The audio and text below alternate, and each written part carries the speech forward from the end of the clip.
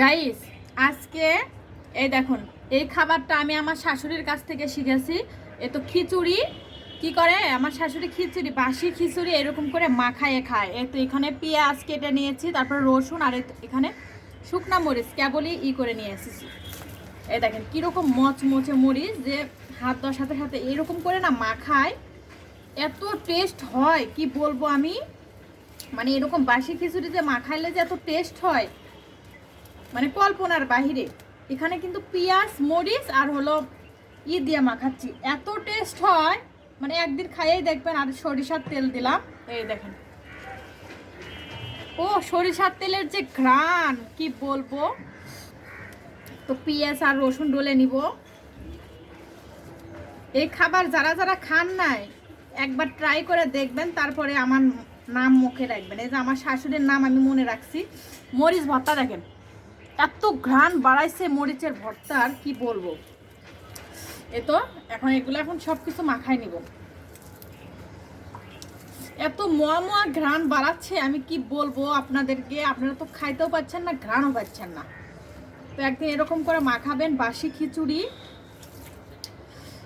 এত স্বাদ লাগে। এটা ওই যে নাটোর আমার সিংড়াতে বিয়ে হয়েছে, ওই জায়গার মানুষ এরকম করে খিচুড়ি মাখায় খায়। পরের দিনে বাসি খিচুড়ি থাকলে এরকম করে মাখায় খায়। দেখি, বিসমিল্লাহ।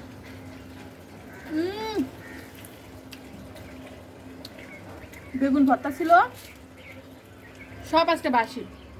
রাতে বেগুন ভর্তা বানাইছিলাম।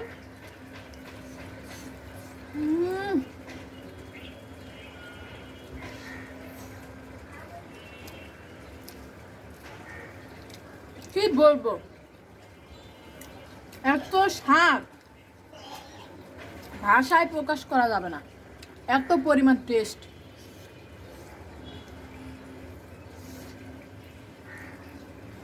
এরকম স্বাদের খাবার আমার শাশুড়ির কথা মনে পড়ছে।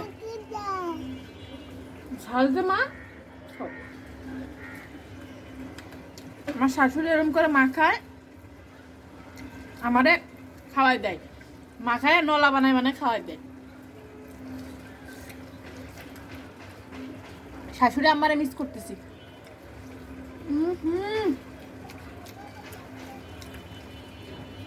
এত টেস্ট, সাথে আবার বেগুনের ভর্তা নিছি,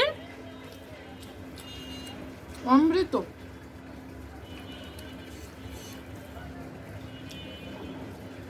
সেই স্বাদ।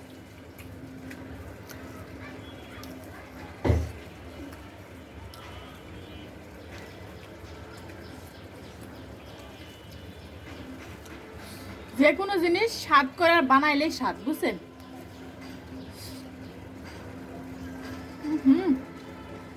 যার মুখে রুচি নাই তার মুখেও রুচি হইব, এত টেস্টের খাবার এটা।